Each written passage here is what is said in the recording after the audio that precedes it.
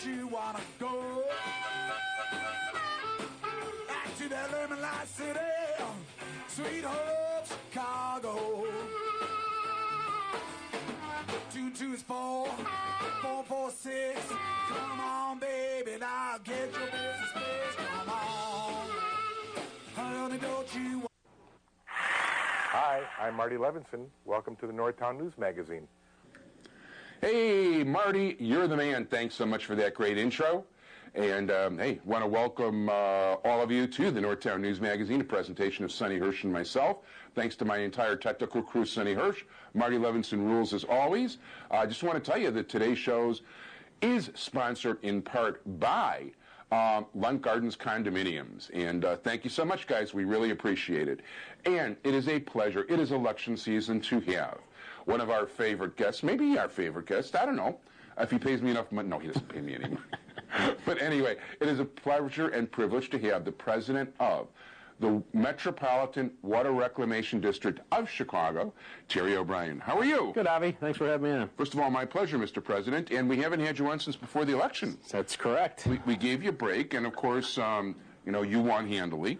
We were successful, as was two other people that were running, Deborah Shore and Patricia Horton. One of the gentlemen who was running with me had lost out by 2,500 votes, so less than a vote per precinct. And you know what? I voted for him several times, so it wasn't me. It was a good election. It was a tough election, and I appreciate all your help that you gave me. And well, first of all, Sonny, that's your technical man. You know, I figure that's our civic duty, to be honest with you. We're for good government. It was interesting to me that no matter who was running for the other slots, whether it was those two ladies who actually were slightly different in there, but ran somewhat together, or whether it was people whose names I'd rather not mention to give them any publicity whatsoever, and you know exactly who I'm talking about. They were all saying, it's like, vote for Terry and then make sure you vote for me too. By the way, Dean Maragos I mentioned because I happen to have liked him, and I thought he would have, if somebody else was going to win, he was my pick for the other person to win. Yeah, Dean worked very hard, and I mean, he was first on the ballot, and you know, I got to give everybody a lot of credit. It was a very difficult race. People did work hard. They spent a lot of money, and there were some good candidates out there. And, no, there were, but you were the best of them. Well, it was interesting to me because whether somebody was Republican or Democrat, all the newspapers picked you. It's like they picked you and then whoever else, but they always picked you, no matter what. Well, you know, you try to serve with integrity and honesty, and you know, do the best you can. You know, when the people elect you, and you try to serve them. So, and for 18 years, that's been my mission and my thoughts behind my running the office that I serve in. Which I think is terrific. It really is. And for 18 years you've succeeded, and it's looking pretty good for 24 right now. Yeah, well, we had some good news a couple weeks ago that there were some objections to the 3 Republican candidates who were on the ballot, and those objections were sustained, so they were removed from the ballot for November. But it's my understanding as of today that there is one who has filed an appeal, and that is now going to the full circuit court for a decision to be made on that particular person. So there'll probably be only one if that person is successful on the Republican ballot. And does our jack-of-all-trades expert, who's a frequent guest on the show, have anything to do with that? It has a lot to do with it. Mr. Nally's doing a fine job, and as always. Jim Nally's, we were hoping to have him for the second part of After You today.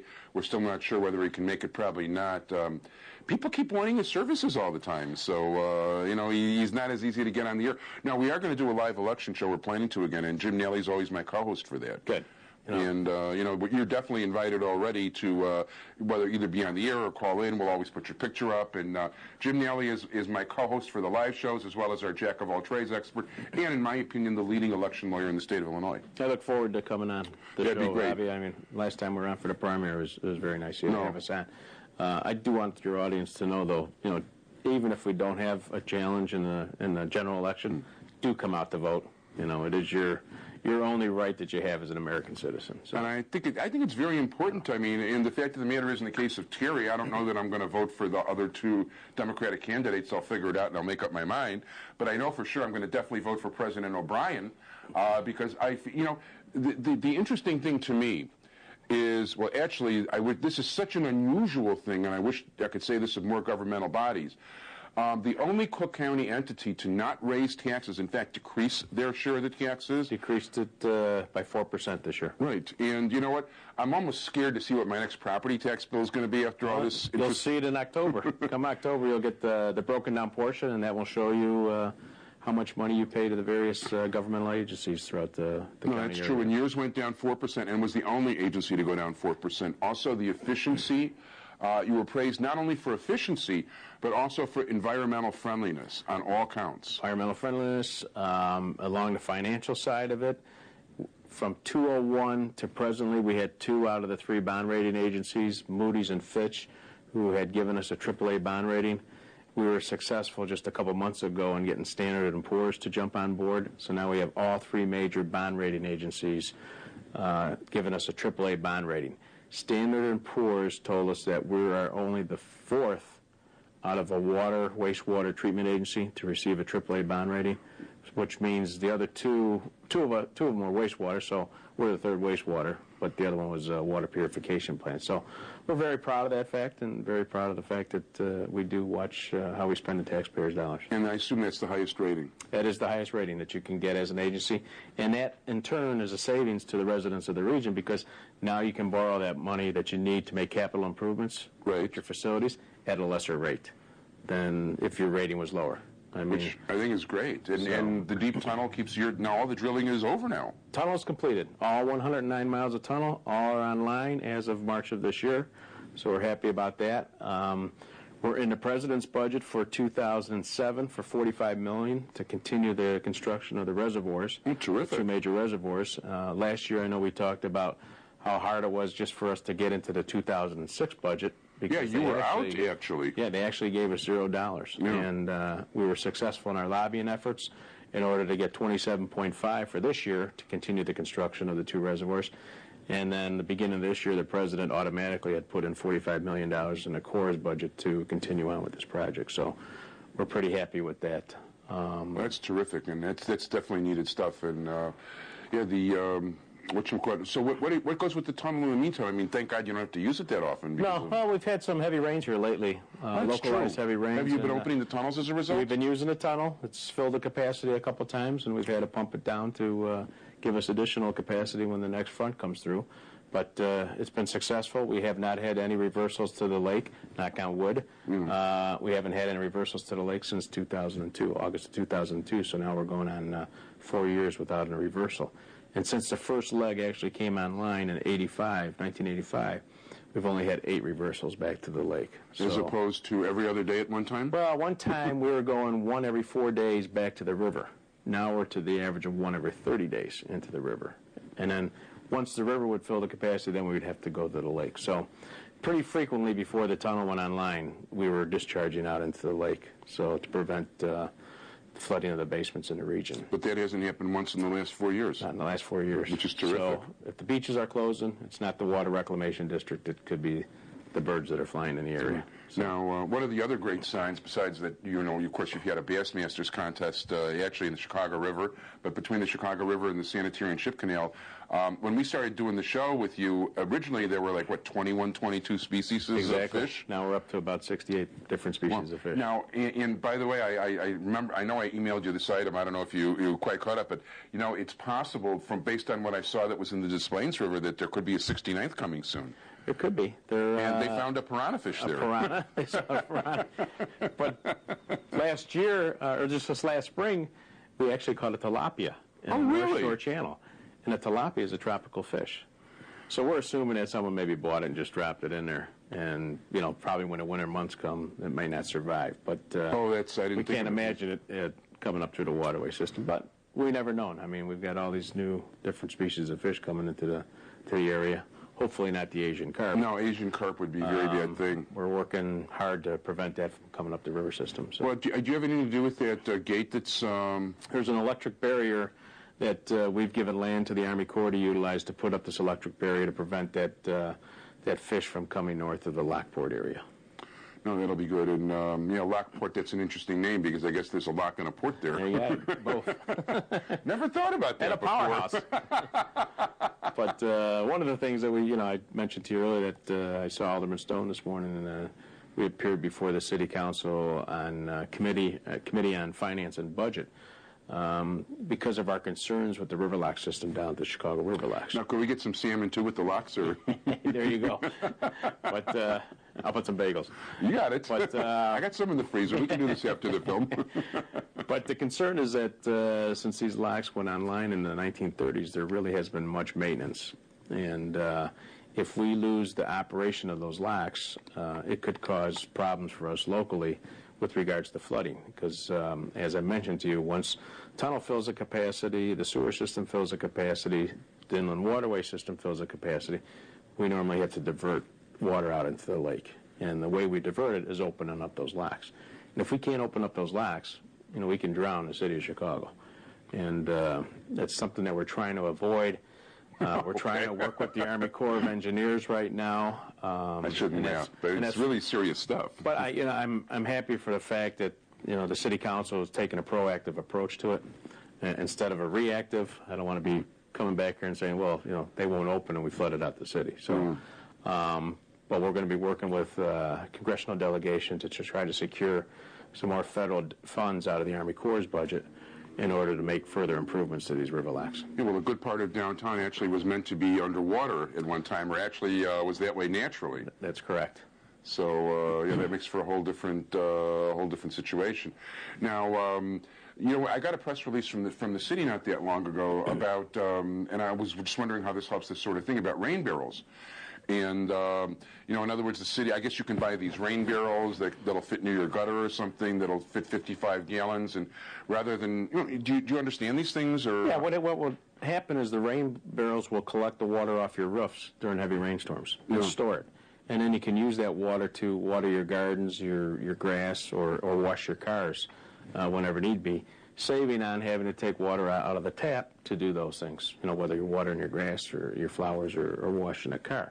Now you can use the water that's come off the roof, and you're storing in these rain barrels. Now, most people, I don't know how true this is. I just sort of know a little bit about it. Now, the gutters most people don't really go into the sewer system, do they? Well, in the suburban areas, we've had a policy where we've asked the homeowners to disconnect their downspouts from the sewers, because during heavy rainfalls, that adds additional capacity of water to the sewers, which can't handle. And then that causes a backup into people's basements. So we've had a very aggressive program to have people disconnect downspouts and sump pumps from their sewer systems in the suburban areas and allow the water to flow from the roof out into their lawns, not into their neighbor's basement. We don't want people to be, we want it to be a nuisance for people. But these rain barrels will actually collect the water that comes off the roof, store it there until the rain subsides, and then you can use it for the purposes that I just mentioned. Which is not bad, and that also saves you the water purification for people from having to clean things. Exactly. Or it's a conservation method, from the standpoint of conserving the use of regular water from your taps. No, that makes a lot of sense. That definitely makes a lot of sense. Okay. That's something I didn't understand at all when I saw the release, but... Yeah, I mean, and it's in the city, it shouldn't have a problem with working. It's probably better off than just disconnecting and letting the water run on your neighbor's property, because there's a method there to collect that overflow. Now, does the rain blockers in the city, that has a positive effect on what you do? Or? The rain blockers also has a positive effect as far as slowing the flow of water into the sewer during a heavy rain event. What it does, it's a reducer. Normal sewer opening is 8 inches. This reduces it down to 4 inches. Oh, so rain still goes down, but not as much. Water still goes in, but it's a slower flow. And that's why you see a lot of puddling on the streets. Well, right in front of this house, and I was very happy one time when we had this huge puddle in front, and Alderman Stone was on the show, so you could say, well, actually, I haven't asked him to change it, but we get a big puddle here. And I have some neighbors that complain to me, it's like, the street's flooded, the street's flooded. I said, well, it's either there or it's in your basement. It's easier to clean up out in the street than it is in your basement. So. Well, I just walk around. I don't think it's that hard to really just walk around a little bit, and it works from that standpoint. Yeah, I mean, once the rain subsides, then the water will gradually flow down into the system. So. Yeah, which it does go away, and it's not that big a deal to have to walk a little bit extra. It's been very effective. I mean, when they first put the system in place, they had a problem in these areas where they had WPA streets, where there were no curbs. Oh, wow. So whenever we had a heavy rain, what was happening is the water, instead of ponding in the street, was going down into people's window wells, down the back stairs into their basements. Wow. I didn't even realize that because I've never been in an area with that occurs, but I know what you're talking about. I see those. Well, just in your area here, and I know Northwest, when they first put the system in, I think it was back in the late 1990s, we attended various meetings because of that problem. I think it was back in 2001, actually, where a lot of people got flooded basements, just not because of sewer backup, but because of the water coming in down their window wells and down their back steps. Oh, you know what? One person I want to mention at least once before the election, and maybe another time, who always approaches me about you, and I know who even though he's a retired precinct captain, tries to help you out, is Billy Halpern. Bill's a nice guy. Bill's a real nice guy, and so hi, Bill. And anyway, he was very helpful in the 50-50 program and the sidewalks. Yeah, many years. As a matter of fact, he showed me old pictures where he was actually marching with the previous Mayor Daley. So anyway, Bill's a good guy. So any plan? I mean, okay, you've got this drastic problem where you may not have Republican opposition, maybe a little bit. How do you campaign? I mean, how do you campaign from here till November? Well, people say you're going to have an easy campaign. I said, you know, the thing is I still go out. Yeah. Because I never want anybody to ever come back and say, well, you're only around here at election time. Yeah. And you know, just because of the election cycle that we went through in the primary.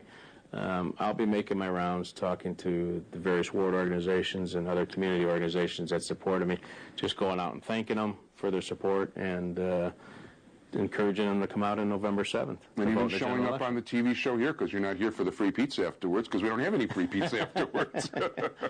Can you change that?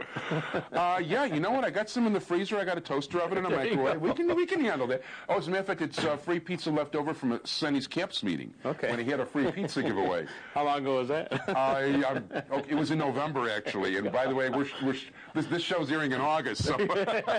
But I do have a good industrial freezer. It will. Will hold its. You don't mind the ice chips on it. It'll work out pretty well. So. Yeah. So no, we'll be out. Doing a regular campaign, you know, seeing people and the fact is, you make a habit of going everywhere throughout the course anyway. Yeah, yeah. You know, you always have public events, and you're always there, and you're always on the show to let people know what's going on. And I see you more and more in other places. You know, I've had a couple people tell me you actually look like Mayor Daley. I guess they think all these Irishmen look alike. You're the first one today, Abby. I get it once I didn't say that. I mean, it's like vitamins. I've had people tell me that, but I mean, I'm one of these guys that I can't tell what anybody looks like compared to anybody in the first place. Actually, when we both ran in 1988, he ran for state's attorney. I think it was his second term, and I was running for my first term here. And we were in a meeting on a Monday morning, and I said, you know, Mr. State's Attorney, I said, why don't you take my speech and go south and give that? I'll take your speech and go north and give that. And I said, you know, we can kill two birds with one stone. I said, I'll go in and give your speech, then come back out and then go in and give my speech. You know, you do voices too. Exactly. That'll work. So, I said we could save on gas. In any event, at this point, Mickey's hands are kind of going in the right direction. As long as I mention CAPS, don't forget to caps24.org.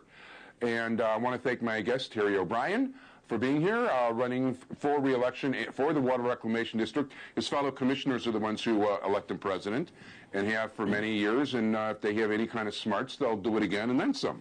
And I want to thank you very much and wish you good luck in the election. If people want to help you out in the election, 888-TOB-MWRD is the phone number. 888-TOB-MWRD. We want to thank our guest, President Terry O'Brien of the Water Reclamation District. Thank you so much. Thank you, Abby. Thanks for having me on. Good luck.